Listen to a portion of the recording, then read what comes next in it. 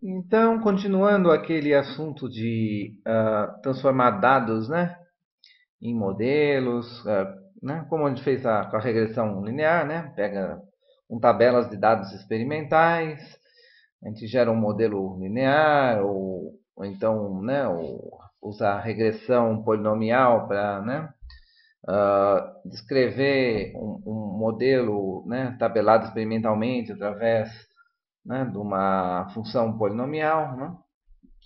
Agora a gente vai continuar a falar do processo de interpolação, né?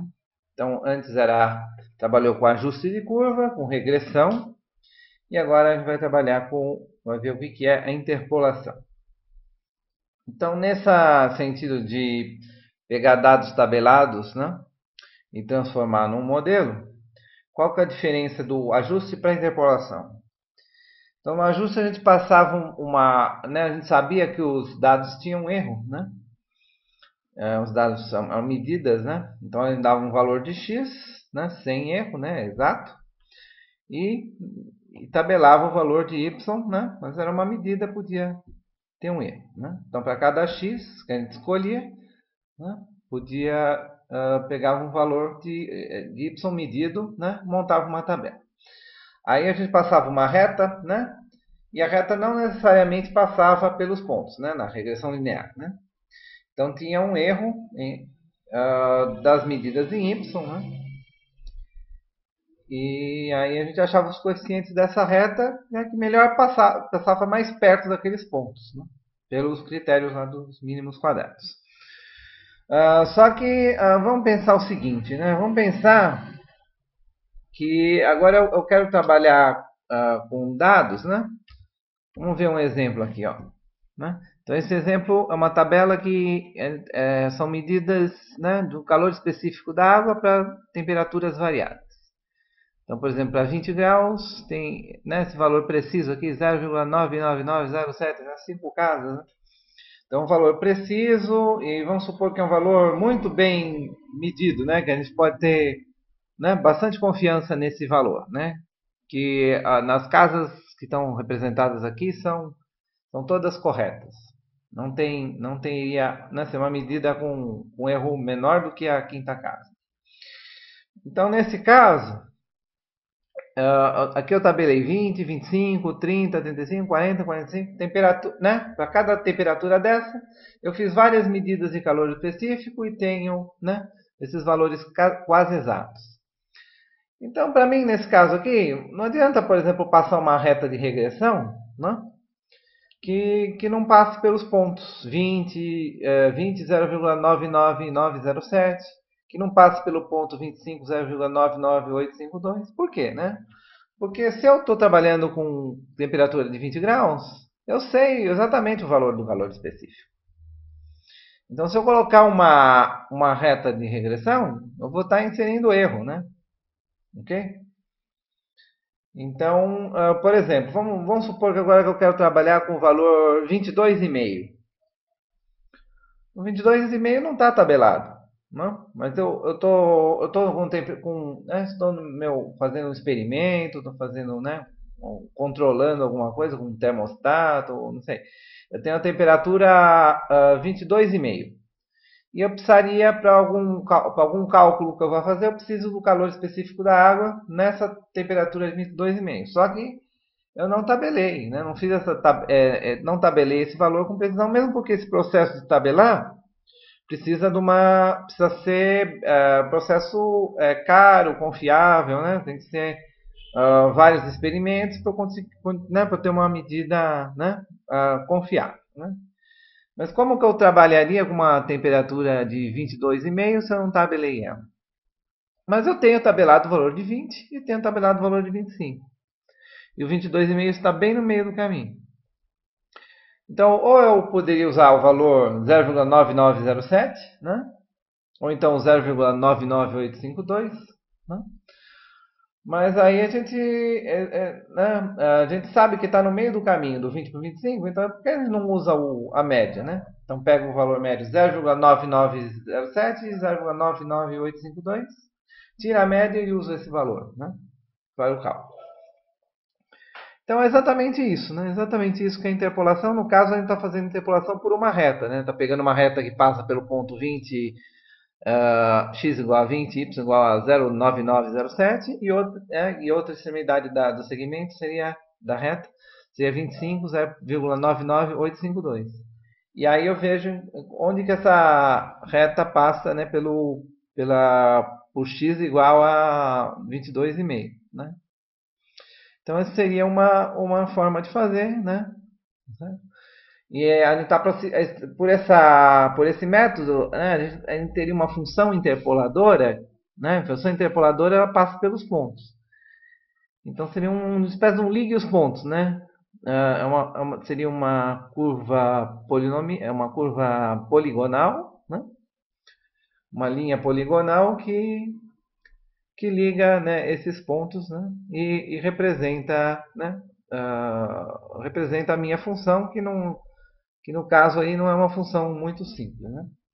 Pode observar aqui, ó, que ela vai né, decrescendo, né? Aí chega um ponto que ela volta a subir, né? Então, acredito aqui que seja um fenômeno que seja difícil de modelar, né? Que talvez não tenha uma fórmula fechada que relacione, né, a temperatura com a calor específico, né? Então, nesse caso aí precisaria mesmo, né, tabelar os valores e utilizar, né, valores estimados intermediários. Mas seria um jeito melhor de fazer, né? Se eu tivesse 20, por exemplo, 20, 25, eu quero usar o valor 22,5, né? Ou qualquer outro valor, 22 ou 23, né? Quero usar o 23. Como que eu calcularia, né? Como que eu calcularia uma boa estimativa para o 23, né?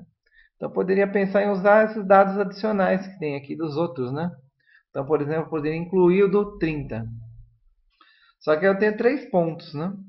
Se eu tenho 3 pontos, então eu poderia pensar, em vez de passar uma reta, vamos passar uma parábola. E essa parábola passando por 3 pontos, né? Ela teria um erro zero aqui, né? Um erro zero no 25, um erro zero no 20, um erro zero no 25 e um erro zero no 30. Então é de se imaginar que no 24, né? Por exemplo, 23, né? Tem um erro pequeno também. Okay? Então seria essa forma, né, de aproveitar mais a informação que a gente tem. Né? Okay? A interpolação que a gente vai trabalhar aqui vai ser sempre, né, baseada em polinômios. Né? Tem métodos que usam, por exemplo, razão de polinômios, né? Ok? Mas a interpolação que a gente vai trabalhar, ela vai usar polinômios. Né? E pode ser polinômios por partes, né? Então pode pegar uma parábola aqui, depois outra parábola, né? Concatenar com outra parábola do 30 até o 40, depois concatenar com outra parábola do 40 ao 50. Então, né, essas concatenações, né, seriam o que dá o que a gente chama de spline. Né? E às vezes a gente reforça alguma questão de continuidade, né? Como que eu pego um polinômio, né, concateno com outro, né? Então, no intervalo, por exemplo, de 20 a 30 eu tenho um polinômio, no intervalo de 30 até 40 eu tenho outro polinômio. Né? Como é que eu, no ponto 30, né? Como que eu mantenho a continuidade da curva, por exemplo, né? C2, né? Okay? Então aí eu vou ter que igualar não só os valores, né, do polinômio sobre o 30, mas também os valores das derivadas, né? Primeira derivada, segunda derivada, dependendo do quanto eu preciso da continuidade, né? Okay? Quando eu quero que a curva seja derivável, que exista a segunda derivada. Né? Então, isso aí vai ser o que a gente chama de spline. Okay? Então, o que a gente vai fazer com a interpolação? Então, com a interpolação, além dessa questão de estimar valores, né? A interpolação ela é um assunto muito básico para resolver problemas não lineares.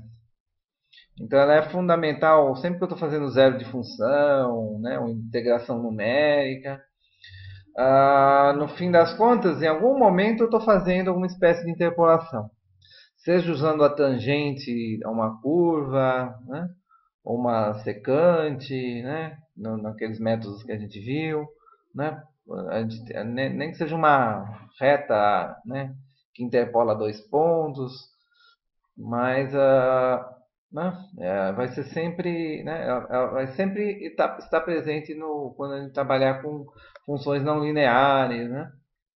De alguma forma vai aparecer, né? Então, é um assunto fundamental para trabalhar com não linearidade. Além disso, o que a gente vai usar para integração numérica, né? A gente pode usar para zero de funções, que a gente pode ver interpolação inversa, né? Por exemplo, se eu quiser, qual que é a função, né? Qual que é a temperatura que atinge o calor específico 009800, por exemplo.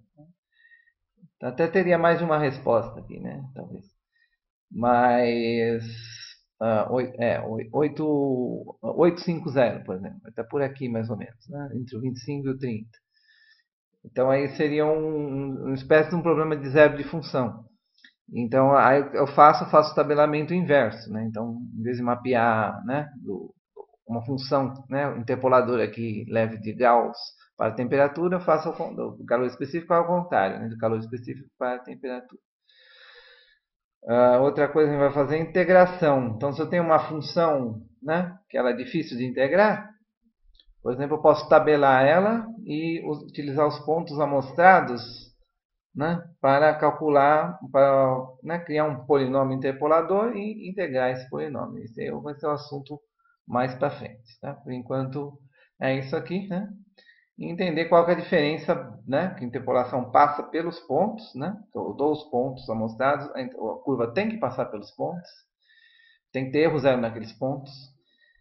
E na regressão não, né? Na regressão aí eu já tenho um modelo né, os pontos né, podem ter erro, então eu preciso de um modelo que melhor explique aqueles pontos, né? Uma reta que, né, minimize o erro de uma forma global, assim, né? Para, né, todos os pontos a serem estimados, né? Ok? Agora aqui não, tem que garantir que o erro é zero em cada um desses pontos amostrados. Okay?